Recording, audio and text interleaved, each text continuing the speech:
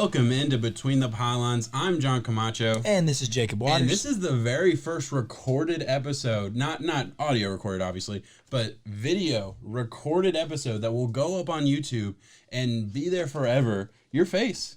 I know. No one gets to see your face. I know. They see me Excited. now. They see me. Man, this is going to be a good one. We are going to have a chock full episode. We are starting a new series where we're going to go division by division and talk about just an in-depth talk on their over-unders. We're going to talk about where we would go in that direction as far as like gambling advice. We're going to talk about the changes that have happened to each team and where we think they're going to end up being at the end of the season, right? Of course. And then we always have a top five. We're going to give that one to you. This one is top 5 coaches that should be on the hot seat, right? So not necessarily that they are on the hot seat. It gives us a little bit of... Some of them are already. Yeah. Some of them are, if our scenario plays out, then they will be or should be on the hot seat. Yeah, and I think it's a good one just because it gives us a chance to give some hot takes that maybe wouldn't be there. We're on the hot takes before they're hot takes. Yeah, exactly. So that's going to be good. And then of course at the very end of the episode, we are going to show a interview that we had with my good friend Aaron Burns, where we talked about the Ravens, an in-depth conversation on the Ravens draft. That is actually not recorded. So for those of you on YouTube, you will not be able to see that part. It will still play, but it'll just be the Between the Pylons logo on top of it. So there we go. Let's get right into it. Let's talk about the AFC East, right? That's going to be the first division that we talked about.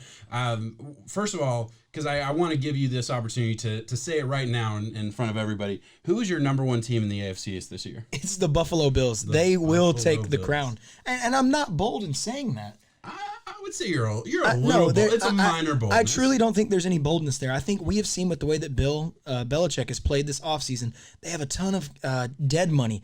They didn't make the move anywhere other than Stidham. I think Stidham still has to grow. I'm glad that they have seen improvement in him since I'm an Auburn fan and I want to see him do well in the league. But I think Bill is ready to kind of have a bum year. I think he's okay with that. Man, I go the other way with it a little bit, just from the sense that I think Bill Belichick has done a lot for Tom Brady in the past couple of years. Obviously, Tom Brady, greatest quarterback we've ever seen, had an amazing run with the Patriots. But in the past couple of years, Bill Belichick built his team or built his offense around a Tom Brady that wasn't really able to do everything on the field, right? And that was kind of out of a respect thing, obviously, for the legacy of the player and things like that. And there was obvious ties to that organization. Last year, though, their inability to get weapons for him was... You're absolutely right, but I mean, they made moves. It's not their fault that Antonio Brown went Antonio Brown on them. That's and not Mohamed Sanu for a second. Yeah, I mean they were aggressive. I would say there weren't a lot. I would say there weren't a lot of options. They gave up a lot of value for Mohamed Sanu to just have somebody else to throw to just hopefully get over the hump and make a Super Bowl run. They didn't need much. I mean they're a run first football team that played defense. I mean that was what they were trying to do. If they were going to win that Super Bowl, they were going to replicate it the same way they did the year before against the Rams in one of the most boring Super Bowls. Yes. Yeah, exactly. So I mean I don't hate what they did. I love the Bills. I do want that to be very clear. I think this could easily be one of those situations where the Patriots and Bills are fighting it out till the very end. That offense looks good. You and I both agree on Josh Allen. We think there's going to be a big step up this year. I cannot say that any other team in the AFC East is going to win the title other than the Patriots until I'm proven wrong. Like that's just where I'm at with that. I just don't see how anybody can bet against Bill Belichick at the end of the day. I get that mindset. I do. I'm saying that I think he is content with that. I think that the way that their money is lining up, they're going to be able to free up a lot of contracts this upcoming offseason. They're going to have a lot more money to make the moves. Why not go ahead and benefit yourself a little more if you recognize that you're not going to win a Super Bowl? I'm not saying Bill Belichick's going to tank. I'm saying he understands the way that his team is at, and he's hopefully going to go forward this year and see what he has in Stidham, see if that's what he wants, and then you can go from there. Hey, are you hinting at a Patriots Super Bowl run then? Because if you win your division, there's an obvious. I think they're going to be I think there'll be a wild card team in the playoffs. I think third or so they fourth don't seed. So they don't get the crown in their division. Third or fourth. I'm saying they're in the wild card game. So third or fourth seed is where I'm putting them. So they win their division, but they still have to play the wild card team, which could be the Bills. So what happens to Buffalo? They're fifth or sixth. They're probably fifth seed, I guess, based on my 10. Yeah, I right now would have the Patriots at 10 wins and the Bills at 9 or 10 wins. Yeah. See, I could easily see Buffalo going 11, and I could see the Patriots at 9. Where's the Patriots over under at 9? Yeah, the Patriots over under is nine wins. Give me the under. Do you think they win 8 games? Give me the under. Really? Give me the you're under. not even going to say push. You're going to say under. And so they are either a losing team or an average team. They're not a winning team next year. Well, my odds are in my favor. Like pushing, there's only one certain scenario that plays out in my favor. Yeah. They put that number at the right spot for a reason. You think they're going to get 10 with Stidham? Look, I like it more at 8.5. Obviously, I think I would slam the over if I'd gotten it, because it was at 8.5 when it first came out, and I guess I just didn't see it. If I had seen it at 8.5, I would have had money on it already. At 9, man, I still would lean over though. A Patriots team, just a Bill Belichick run Patriots team that doesn't win 10 games. Even the year that they didn't win the title last time, when Tom Brady got hurt that season, I think he got hurt in the second playoff game against the Chiefs that year. They still won 11 games. They missed the playoffs, but they won 11 games. So it's like I can get the argument that maybe it's the structure of the team was so different though. Give me that offense right now. You tell me that offense. Which player? I think that argument goes in my favor though. If you're saying the structure, because you're right, that was prime Tom Brady era. So it's like no, the structure I'm saying was the around structure. Tom Brady. The structure today's Patriots team. Who am I scared of? You can't tell me you're not scared of that defense. They I specifically said offense. Okay, but I mean, you have to score points in the national, and they tried to do that last year, and I don't think any of their running backs are hitting. I mean, I'm not going to argue that at the running back positions, like especially for the Patriots, just put a guy out there. I mean, they make it work with Bolden and guys like that all the time. I mean, so I'm not super worried about that. They went into this draft, right? Just looking at their draft right now, they went defense heavy. They took a safety in Kyle Duggar I really like that pick too. Josh Uche, linebacker out of Michigan. I really like him. Another linebacker out of Alabama. And Fernie Jennings is a stud. Yes. And their first offensive player, they took 2 tight ends in the third round. So they took 2 tight ends at 91 and 101 overall. Yes, Belichick understands that if he is going to be winning games, he's going to do it in the same manner that he's going to do last year. And because it wasn't the best Tom. Yeah, absolutely. So my argument is, granted, you're losing a lot with Tom Brady. I absolutely understand the leadership, the it factor, all those intangible things. But as far as skill level right now, the ability to throw the football, I'm not going to even say that Stidham is better. I'm not even going to. But he can't be much worse. Right? Like, I think I liked Stidham in college, though. Did you say where did you... Well, hang on. Go back. I'm saying as the ability to throw the football, the ability to run the offense that they ran last year, which was run heavy, a couple quick slants, and win by defense. I think he has the ability to run that offense. I'm not worried about that. You just equated... I equated what Tom Brady did last year to what Stidham can do this year. Absolutely. You're way too hard. You're way too hard on Brady. No, I'm not. You're being way too harsh on Brady, and you're putting a little too much on Stidham's plate. Listen, I'm a big Stidham guy. We're both. I loved it whenever he transferred into Auburn. I was on top of the world, led us to an SEC West title. I couldn't be happier. He got to play last year through a pick 6, and Belichick pulled that ass out immediately. That's fair. I'm saying there's going to be growing pains. You cannot expect this man to step into the GOAT's shoes and win 10 games. I think there's no way. I don't think it'll be him winning the 10 games. I think it'll be the defense and the run game. That's wild, man. And I mean, look, I'm not doubting his ability. I know what Belichick was able to have this emergence of Jimmy G off of 3 games. What, Brissett got 1 or 2 games and he got to where he is today solely based off of that. I get that. There is a chance for that. I also think back then the Jets were bad, still are kind of bad. The Dolphins bad, still bad. But the Bills are somebody else who they can't just walk over for 2 games. I do agree with that. I do. And I don't think we're that far apart in the argument, even though I think this has kind of gotten heated right off the bat. I don't think we're that far off on what we're saying here. I'm just saying I could never, ever bet against the Patriots. Role play with me. Let's go through the schedule. Okay. Miami. For this is Patriots, right? Yes. Yeah. They beat the Dolphins. There's twice. a dub. Well, Seattle. actually, they always tie with the Dolphins. So give them one and take. Okay, that's fine. We'll give the Patriots a 1-0 right now. Yeah. So they play 1-1 at after Seattle they play next. Seattle. They're 1-1. They play Las Vegas. Las Vegas comes to them. Yeah, they're beating Las Vegas. Okay, so they are 2-1. They go at Kansas City. 2-2. They go. Denver comes to them. I like Denver this year so much. I think it's a close one. I'm going to give them 3-2. Okay, we'll give them 3-2. They hit their bye. Then San Fran comes into town. I always give it to the Patriots off a bye. Don't care who it is. Wow. Fucking give them the L. No, I that's get fine. it. Let's play this out then. They're 4-2 right now. Yeah. 4-2 at Buffalo. Let's split with Buffalo. Is that fair? We'll split with Buffalo. Okay. So now 4-3. They play at the Jets. They're gonna sweep the Jets. They're gonna get their ass kicked by the Ravens. The Ravens 5-4. I'll give you the Texans. They play the Texans next time. I'm just watching. I'll give you the Ravens. So 5-5. They beat the Cardinals 6-5. At the Chargers 7. I'm gonna say 7-5. 7-5. Lose to the Rams. Okay. So 7-6. All right. I see where it's going. They beat Miami. Okay.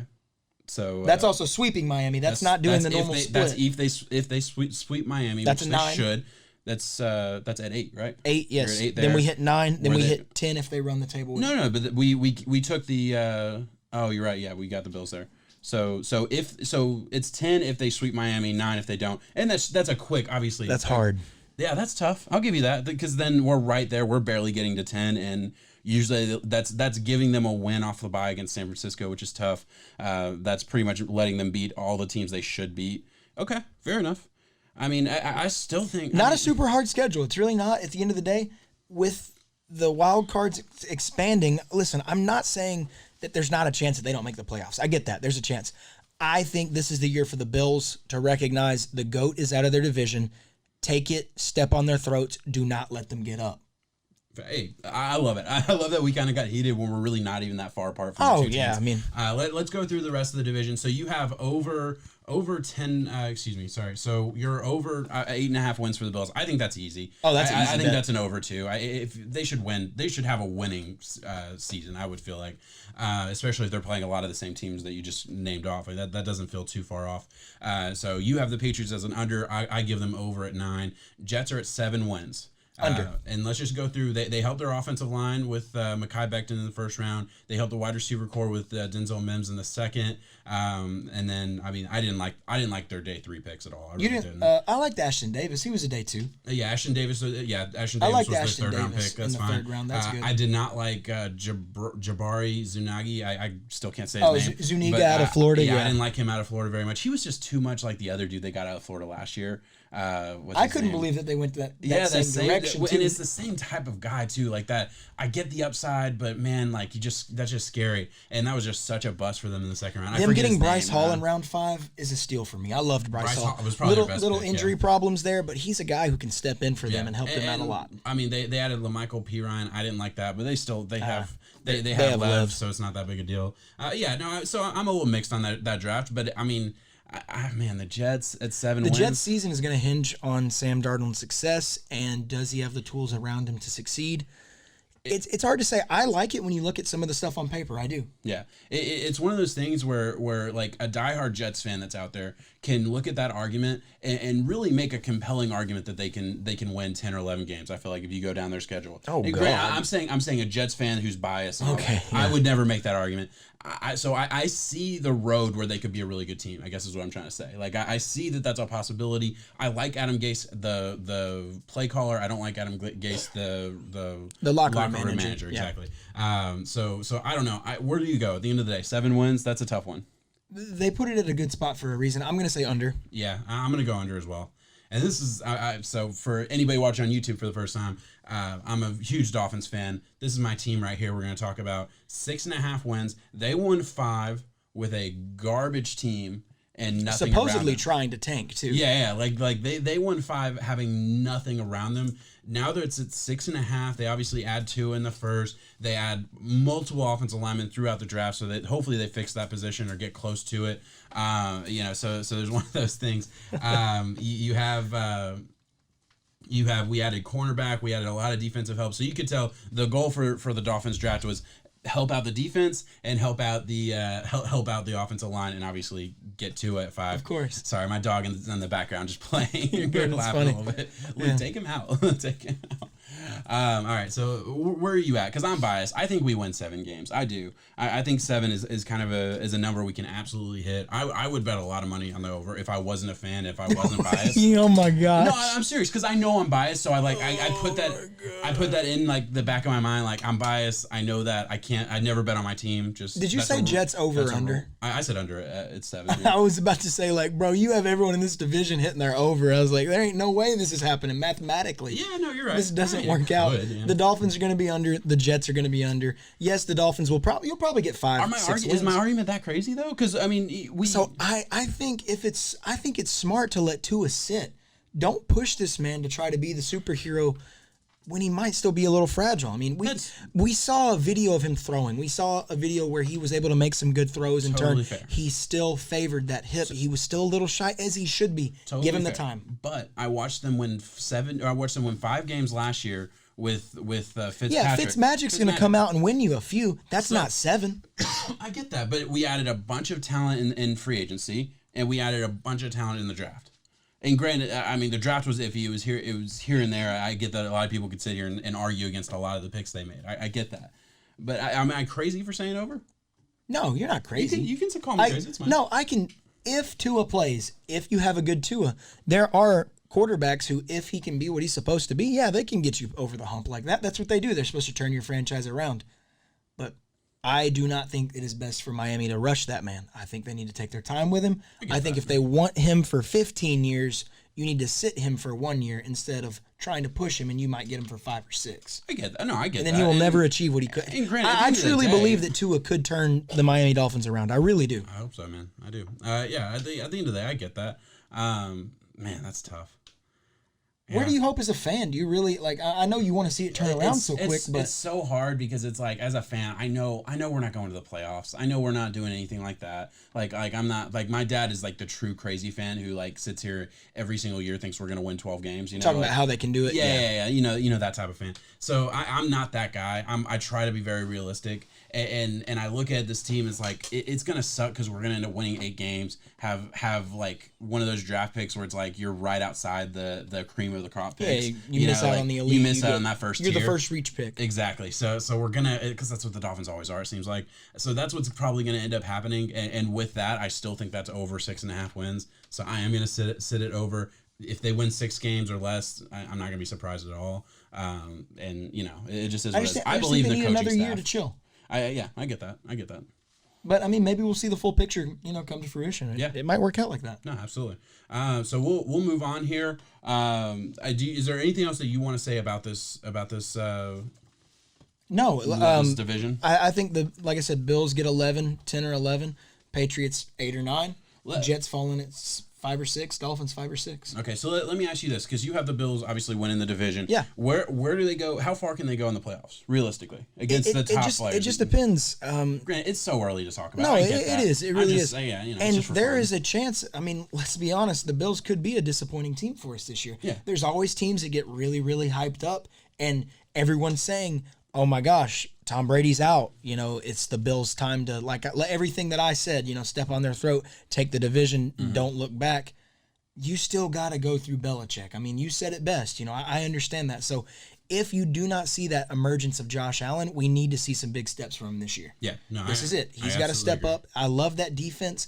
I think defense travels well. I do not realistically see them competing with the Kansas City, the Baltimores. Those two teams in particular. Let's go one other spot with this, just with the Bills, because I think they're such an interesting team to talk about this year. How did you feel about the Stephon Diggs move? Just in hindsight. Now, for everyone listening who doesn't know, this is obviously a Vikings fan, so take your fanship out of that, and just say for the Bills what they gained with Stephon Diggs. Granted, hindsight's 2020. I think it was a stud move. You think it was a good move? I really do. I think if you're looking in the first round where you were, yes, you could take Justin Jefferson. And yes, you could. Yes, you could put a young guy with your already young quarterback. No, I like the route they did. They went and got a guy, a superstar in Stephon Diggs, who Josh Allen can lean on. Josh Allen doesn't have to make Justin Jefferson. Stephon Diggs can make Josh Allen now. Yeah. And then you also have John Brown, who went off last year, who gets to be your number 2. You have Cole Beasley, who can play out of the slot. That's everything that you can ask for. Yeah. Hopefully they give the torch to Devin Singletary. I've heard a few things about that.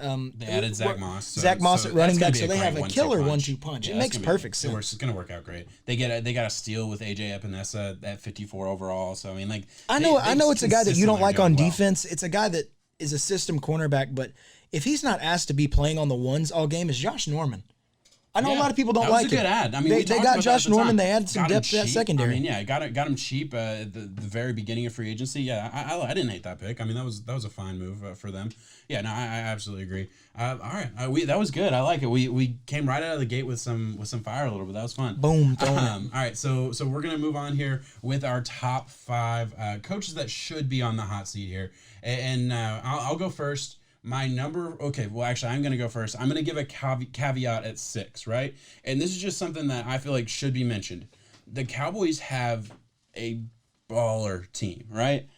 I look at Mike McCarthy as the kind of guy where if for whatever reason the Cowboys have a slump year. Wait, did you just start your? Oh, okay. Yeah, I'm saying 6. I'm saying 6. He's not cheapo. Officially. Yeah, I just think it's one of those things where I really almost put him on there. I really did just to have the conversation, and we put that caveat of should be, and I could add an extra caveat of if they're not good. You know what I mean? There's a few caveats. I think there's one of those things where it's like I like Mike McCarthy. I didn't love him going to the Cowboys, which we talked about at length, so we don't have to get back into that. But I mean, I think if he is not successful right off the bat with the weapons they have on offense, the weapons they have on defense, the entire team really, unless there's just a ton of injuries, I don't think he has an excuse not to be incredibly successful in a division that isn't hard. I mean, the Eagles are tough, but the Giants and Redskins shouldn't be a problem this year, really, realistically.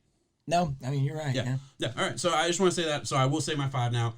Matt Nagy at 5. I mean, that's still a big one. Yeah, no, I think Matt Nagy.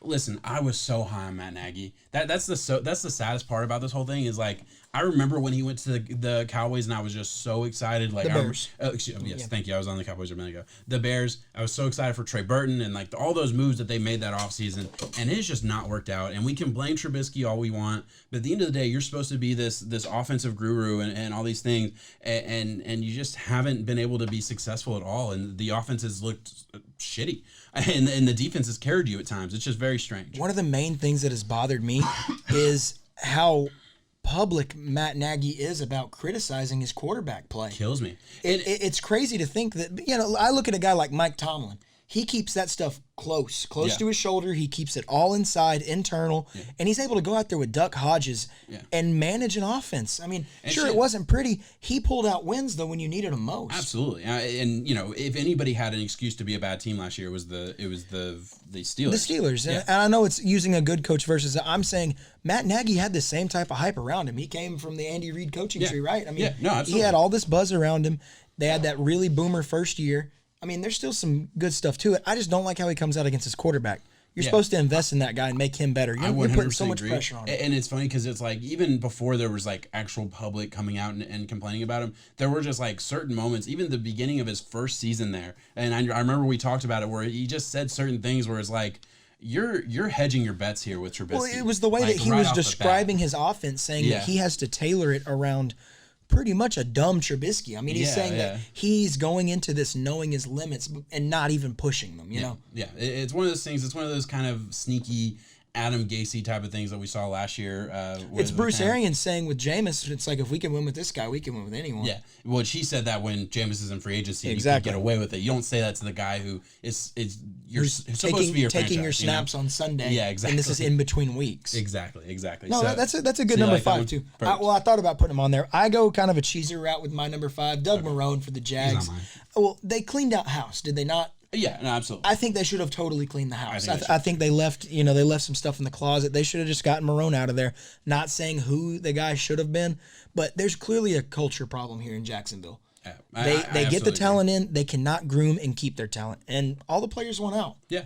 No, I absolutely, I couldn't agree more with that. I have Doug Marrone on my list earlier or later, so I mean, I can echo everything you've said. I was shocked they didn't move on from him 2 years ago when it seemed like all this was really starting to boil up. I blame. Apparently, the players really like him, and that's one of the things. And that's awesome. If the players had an issue with everything else and the coach wasn't the problem, then we're not privy to that information. But if the Jags once again have a bad year, I think we both know they're going to have a bad year. Yeah, I'm hopeful. I'm optimistic. I'm hopefully optimistic. I don't believe they're going to have a good year. I just don't see how it can happen though, because you have the Colts, who I think are going to be able to manage themselves as they always do to at least 8-8 at worst. Yeah. Titans are taking the division in my book, and you still have Deshaun Watson at the Texans. Yeah, no, I totally get that. I think it's one of those things where I'm just like a fan of a lot of the players on there. I am too. And I like a lot of the talent on that team. So it's like I get that they're. Do not they still have their yet. first round pick?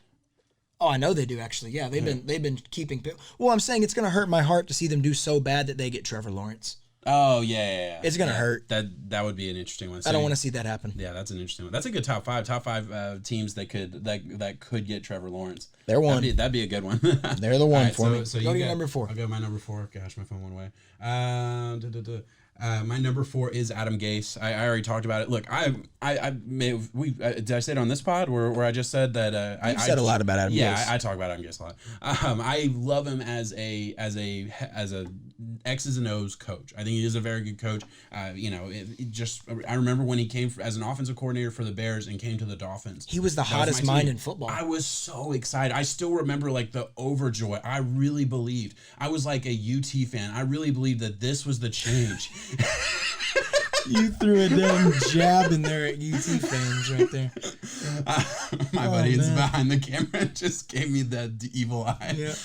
Go ahead, Luke. Tell him every year's the year, and look at his face. I thought this was the moment, though. I really did, and it wasn't, And it was Adam Gase could not handle the locker room, and that was the big thing. And we saw the second he got to the Jets. He had the issue with the GM, and that was. He immediately talked some smack about Le'Veon. Said, "I wish we wouldn't have paid him." It was just this whole thing, and I think his leash should have been so short before he even had a game. And this year, it's like we talked about the Jets. I said, look, there's a world where they're a really good team, and they're the surprise team this year. I could see it. Yeah. You can say that about a lot of teams. So that is what it is. But I think he should be on the hot seat. I think he should be worried about his job. If not for his he'd be a great offensive coordinator. I just don't like him as the leader of a team, and that's a big part of being a head coach. Wow. Yeah. So number 4, right? That's where you're on number 4. So mine hits close to home with me for my Minnesota Vikings. It's Mike Zimmer coming in at number 4. Listen, we've done this thing with the Kirk Cousins experiment, as I'll call it. We have had some great years under Mike Zimmer. We have had some great draft picks under Mike Zimmer. Some great moments. We have also, and some of my favorite as a football fan too, the Minneapolis Miracle, all of it. I mean, absolutely. All of it. But let's be honest, at the end of the day, you sometimes get stagnant. You sometimes get to a point to where you have this great roster, you have this great camaraderie around you, but it just doesn't pan out sometimes. And you get, like I said, you get stale. You need something to freshen it up. And I'll be honest, I'm kind of intrigued by some of these hot minds in football right now, offensive minds, to get in there. Mike Zimmer's kind of an old head. Yeah. I can say that. He's a run it down your throat type of gritty guy, and it gets a little old sometimes when I constantly watch my team and we're down by 14 points and we are running the ball and getting sacked on third down off of play actions. It bothers me. Yeah, I get that. It's one of those things where, because I don't have him on my list, obviously. I get where you're coming from a fan and all that, and it's just one of those weird kind of dichotomies where it's like it's all about perspective to me, and it's like would you rather be the fan that is consistently in the playoffs and consistently like it feels like one step away. And granted, listen, I don't want to sound like a jerk. I'm not saying you are, because I didn't even paint my picture on how this. So this year, if we don't make the playoffs, yeah. No, I get it. I'm not saying you're not. I'm asking. It's a philosophical question more than anything. Like, would you rather be the fan that is just one step and feels like you're that close to getting to? Now you make me sound like a selfish. I'm not trying to do it. I'm asking just because you're a Dolphins fan who your team's been asked. Exactly, we've been asked for years. So it's like I don't. You make me feel bad for wanting a Super Bowl. Like, I'm sorry. I'm sorry. I want to be good. Great. No, I get it though, because if you're that close and you never get it, what's the point? You don't get credit for making it to the playoffs every year. Luke said it too. He said it's kind of like a Jeff Fisher for the Titans thing. Yeah, no, you have a good coach who has been there for years, and he's a fan favorite for a lot. Gets along well with all people in Minnesota. But sometimes maybe making a different move. I said it a while ago after this. If this Kirk Cousins thing doesn't pan out, and I said Super Bowl or bust, doesn't look like it's hitting there just yet. I think they were going to clean house. I really did. No, I get that. And again, I'm not shitting on you for you. I don't think you're being just like I 100% get where you're coming from. Nope. I don't think you're being an asshole at all. I'm truly just saying like it's funny because I would kill to have the moments you've had as an NFL fan anyway. You know, like because I mean you're getting worse with it. It's getting worse. Sorry, am I making it worse? I'm sorry. It's getting worse. But I also see the side as like, what's the point of? I mean, like you're making me sound like I'm a privileged guy with a full plate complaining that I'm hungry still. No, I don't think you are though, because the Vikings are always like the second tier of conversation when you talk about the great, the good teams in the NFL, right? And it's like you've never really gotten to the. You were finding so many ways to stab right now. I'm enjoying it. For 1 second, I'm just privileged and just good, and then you say, you know what? At the end of the day, you all are still really irrelevant. No one even talks about you. It's just working out great right now. This is awesome. All right, fuck the Dolphins. That's where I'm at with it. Mike Zimmer's my number 4. Go to number 3. All right. Get on with it. My number 3 is Doug Marrone. We already talked about there we go. It's your turn again. Is that it? Easy? Nothing else to say? I mean, we already talked about it. Is there anything else to say? It's Doug Marrone. My number 3 gets a little intriguing. I have Cliff up there. Kingsbury. Okay. So I think it's one of those things now where that's another time where we need to see a breakout year from this young offense. We need to see this young core take off. We also need to see if a college coach with a losing record at a good program can take off in the NFL. And I think if it doesn't happen this year, after bringing in DeAndre Hopkins, after bolstering that offensive line, it's not a bad offensive line unit. It's not a bottom 5 in the league. Yeah, there's other ways that you can go around that. Third, I mean. So we get to see if Kyler's the guy. We get to see if this coach was able to come in and change it or not. And if they have a bad year, you're starting to talk about it. I get that. He's not on my list again, but I 100% get that. It's one of those things where it's like he obviously had a lot of excuses last year, right? And this year, you get DeAndre Hopkins cheap. You had a really good draft, I would say. We talked about it a couple pods ago, right? Like they had they're an underrated draft. Like you had I would say a superstar in Isaiah Simmons. I truly think he's going to be able to do that for them. And I mean, I 100% get that. The Cardinals don't have a ton of excuses, really. No, they don't. Yeah. Give me yours. Okay. You're still mad at me, aren't you? I just thought about it all again.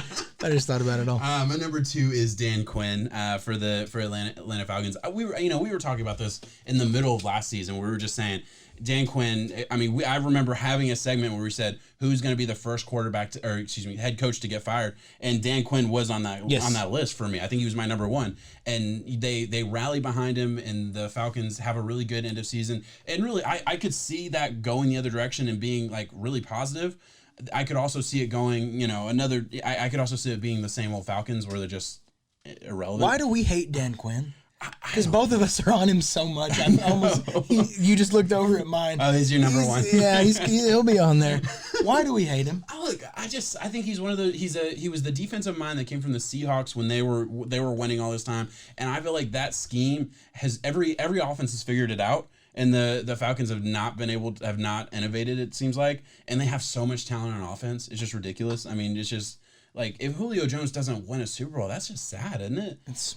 That's right up there with Calvin Fitzgerald. Johnson for me. Fitzgerald and Calvin Johnson not winning one. That's in the same range. At least range. Fitz has had his moments, though. Fitz made it to a Super Bowl. Fitz has won playoff games. I mean, Julio Jones had that epic catch in the Super Bowl. He did. So, but I mean, everyone forgets it because of the 28-3. Yeah, exactly. Do you want to echo anything? No, because he's my number 1, so I'll echo. I'll say a little bit. My number 2, Matt Patricia.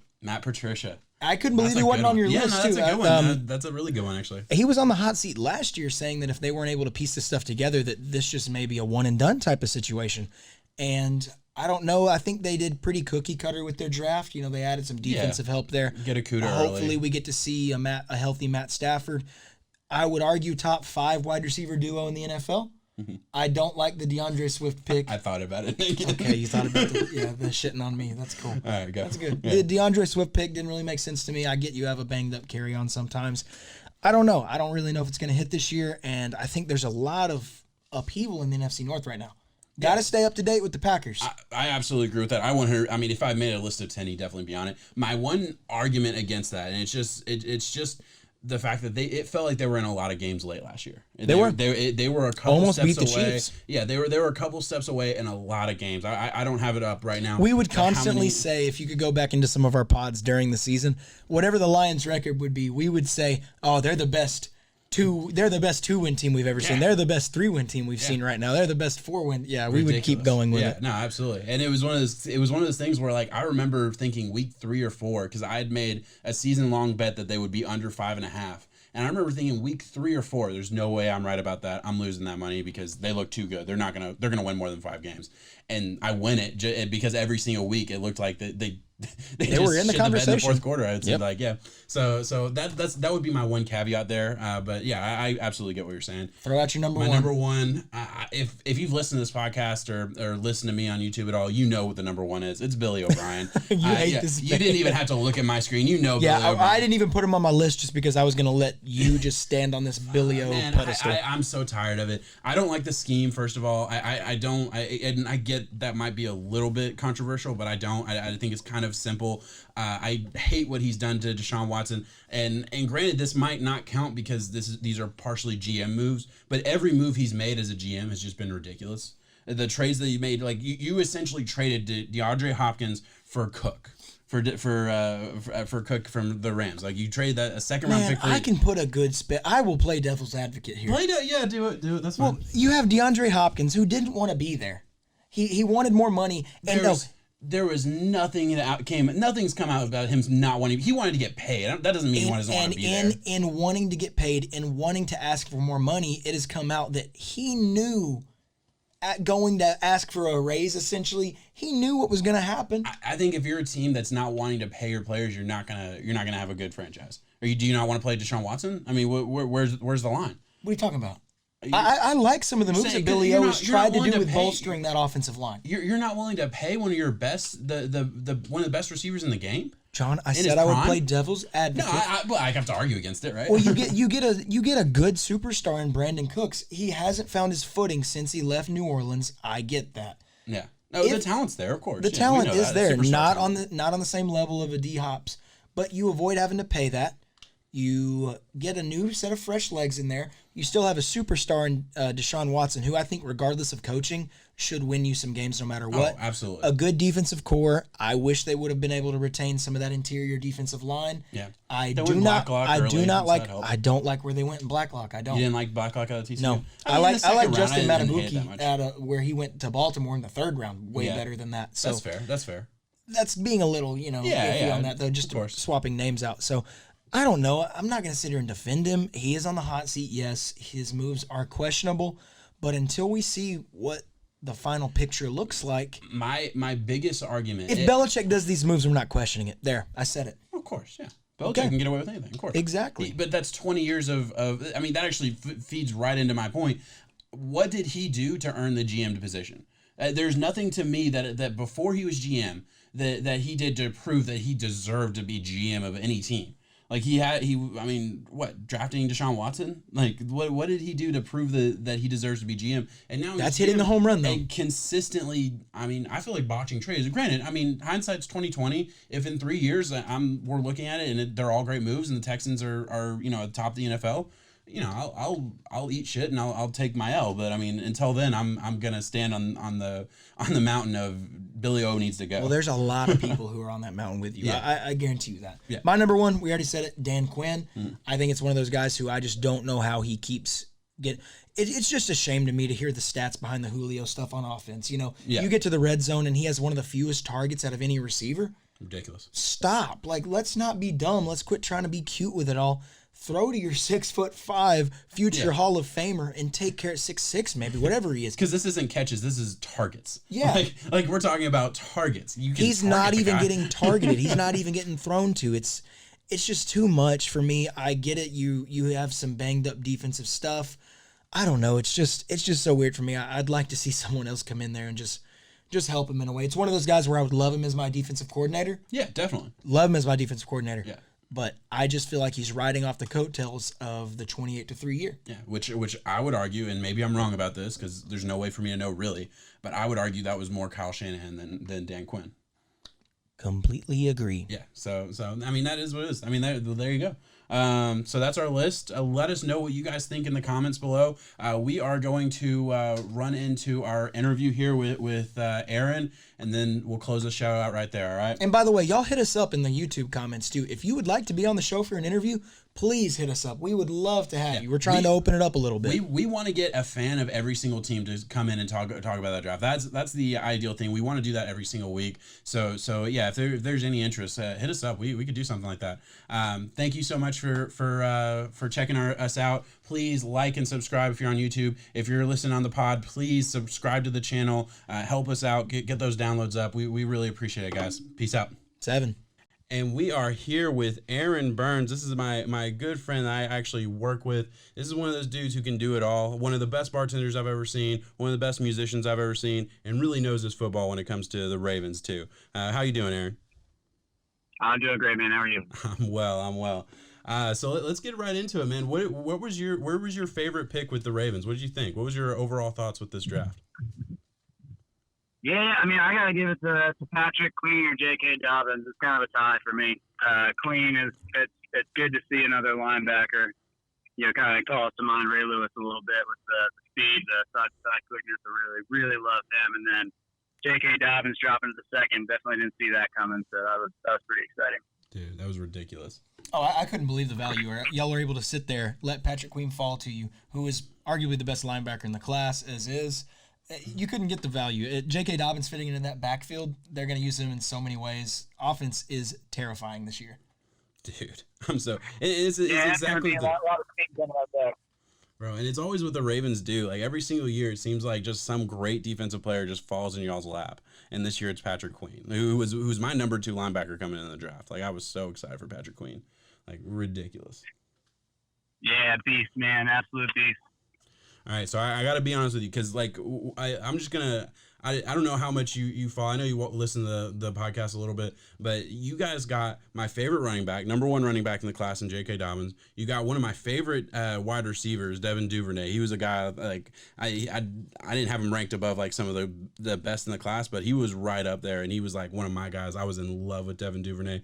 Got him in the 3rd round. Got my second favorite linebacker in the class. I mean, got one of my favorite D tackles. I mean, this class for me, it was probably one of my favorite drafts. Like, it's for real. Like y'all just, if you just took a list of some of my favorite players in the draft, the Ravens got half of them. Yeah, they were able to manufacture a lot of starting level talent out of those picks. And I didn't realize until draft day they ended up having with the trades four picks in the 3rd round, which is unreal. I'll go on to this, and I'll ask you, what do you think your expectations for the season are? Because I know last year in the playoffs with the Titans and whatnot, a little disappointing. But then again, that's the first year having the whole band really get going. So, where do you think? Yeah, man, I think I expect to see a little drop off in terms of games won. I mean, 14-2 is a tough record to replicate, and plus the Steelers got Roethlisberger back. That defense is easily top 10. Oh, of course, and the Browns fixed that offensive line. Yeah. I mean, overall, I think the AFC North is going to be a tough out. I think all the teams are going to be pretty competitive, maybe with the exception of the Bengals, because I don't know if they have much behind Burrow. It's okay. But, you can say it. They're a dumpster fire. That's good. Yeah, they to me, they are what the Cardinals were last year with Kyler Murray. Like, they might put up some stats, but I don't really see them doing anything. No, I absolutely agree. Well, I mean, obviously, it's Super Bowl or bust. Like, just like Ingram said, it's Super Bowl or bust for the Ravens this year. Yeah, they don't want to have that 0-3 playoff mark. That's the opposite problem you want to have. Man, I swear. I gotta ask, like, are there any chances that the Ravens let us down? Like, that's kind of where I'm at with this late draft. I'm trying to find like flaws with this team. Yeah, I mean, I think the biggest thing that I've seen as far as potential problems is you got a good linebacking core now, but it was a weakness a year ago for sure. So how quickly they can pick up speed and actually be effective, that's one question mark I have. And then the other is replacing Marshall Yanda, because he is such a incredible player at that guard position. And they got some good blood there, to kind of develop, but whether or not they're as dominant as they were last year will remain to be seen. Yeah, no, I absolutely agree. As long as y'all don't run into just some like dude who can run for 250 yards in the playoffs, you'll be good. True that. I had to give you a little shot. I got a Titans fan in the background here. I had to give him a little bit of credit. Hey man, he put up a hell of a game, and they took it right out of our hands. It was pretty tough to watch, but you got to give him credit where credit is due. It was a monster game for him. Man, for real. I absolutely agree. So I gotta ask one more thing. What was the downfall of this draft? Was there anything? Because I actually did a video. Like I did a video on every single draft, and when I came to the Ravens, I had to like have my favorite and least favorite pick, and I could not think of anything that I didn't like about this Ravens draft. Like down to like the trades they made, there was not one thing I didn't like. What was your least favorite thing about this draft?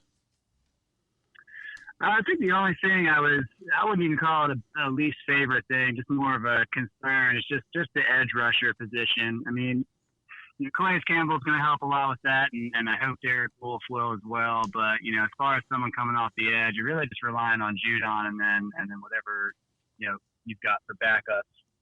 And you hope Derek Wolfe is able to do something, but you really never know. Yeah, he's never really developed into the guy I think we thought it would be coming out.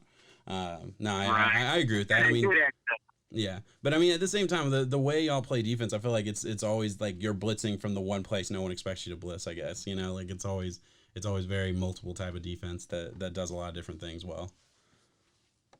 Yeah, I think the pressure they put with the secondary on the receivers is kind of allows for coverage sacks, which is great. Yeah, definitely. As long as Earl Thomas keeps his head out of trouble. Yeah. That's what I was about to go there next, actually, with the Earl Thomas news. What do you have any opinion on it? I mean, does it change the way that you view him? Because I've seen some radical people saying that he needs to be off the team for some of that stuff. And it was just like, for me, personal life, everyone makes mistakes, yada, yada, handle it off the field, as long as you have your product on the field. But what do you think about it? Yeah, I tend to agree. I mean, what you do in your personal life is up to you. If it had been the reverse situation and, like, he had been the one holding a gun to someone's head, then, yeah, off the team, 100%. Of course, yeah. As far as he kind of had it similar to what Steve McNair had happen. He's lucky that didn't happen to him. But similar situation, you put yourself in compromising situations and you kind of got to deal with the consequences. Fortunately, he didn't have to deal with any major consequences, but as far as it goes, you just got to kind of keep your stuff together as a professional. I think that he's probably going to learn from this and move on, but I don't see it affecting his play, and I don't see him, getting cut. No, I don't think he should either. Imagine. I thought that was people just trying to jump the gun and just say the next hot thing. I mean, take away 3 years with your brother. He is one of the best safeties in the National Football League, so he's got it. No, I think if this is a third stringer or a practice squad player, he might get cut. But when you're a starter of that caliber, you definitely have a different set of rules you get judged by. Future Hall of Famers get a little bit more leeway, I think. A little bit, yeah. But we had one with Ray Lewis. Yeah, exactly. Right. Seriously. Been in this situation before. Man, that's funny. Yeah, the Ravens always seem to have like that one main player that has an issue here and there. But I mean, shit, man, I'm so excited for the Ravens. I gotta ask. There's one more thing here. We were actually kind of preparing for the rest of this pod, and we were going through different win totals, and I noticed the Ravens 11.5 over and under. Where do you take that?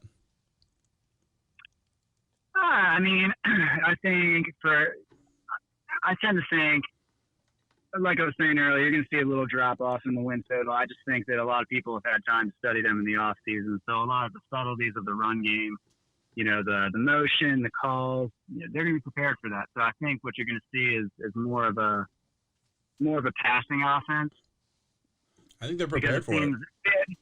Yeah, I mean they've got Marquise Brown on the outside, and you got speed guys and Duvernay, some incredible hands guys, and Crochet, another one of my favorite picks. Yeah, that was Jacob's favorite pick. I forgot to mention that. I love Crochet. Best hands in the class. Yeah, to me, I imagine right off the bat you're going to see a heavier dose of the pass. So I think there's going to be a little bit of an adjustment to that. But I would estimate about 12 to 13 wins. I think that's reasonable. So I can see it going as low as 10. But who knows? I mean, chemistry can fall apart sometimes. Yeah, no. The Browns last year. I get that, man. I just look at this team like I don't see how you win less than 11 games. I just don't see it. I mean, I just look at like I like to imagine, and I know you've always been the guy who's like really calm fan, and I respect that. But I'm gonna hype you up just a little bit. I just imagine like the J.K. Dobbins, Mark Ingram in the backfield at the same time. You have Devin Duvernay and what? You have Devin Duvernay and Marquise Brown and on the outside, and then Lamar Jackson, who can do so many different things with the football. I just think that's ridiculous. And then add in Mark Andrews at tight end. Dude, I'm so excited for this team. Yeah, it's going to be a fast offense, and I'm looking forward very much to Week 3 with the Chiefs. Dude, that's going to be a good one. That's going to be a really good one. That's got to be prime time, right? Oh, definitely. Yeah. Yeah, Monday night, that's going to be a great one. Taking that day off and the next one. Hell yeah. Hell yeah. Well, hey, man, I appreciate you coming on. That was awesome. It's been fun just talking Ravens with you. I miss talking to you. I haven't seen you since everything shut down a little bit. So it's been good. Thank you so much for coming on, man. It's been my pleasure. Absolutely. Absolutely. And guys, everybody who's listening, please go check out this guy's band. Aaron, give them the name. Yeah, the name is Stigmata. It's spelled just like it sounds, except there's a V in 7A. So it's STIGMVTA. Awesome, man. Great music. It's great. It's awesome. It's on my playlist. Every time I'm editing videos, I play my same Spotify playlist, and I love it when I hear my friends come on, and you're definitely one of them. So it's been great. I appreciate you talking about it. Hell yeah, man. I'll see you.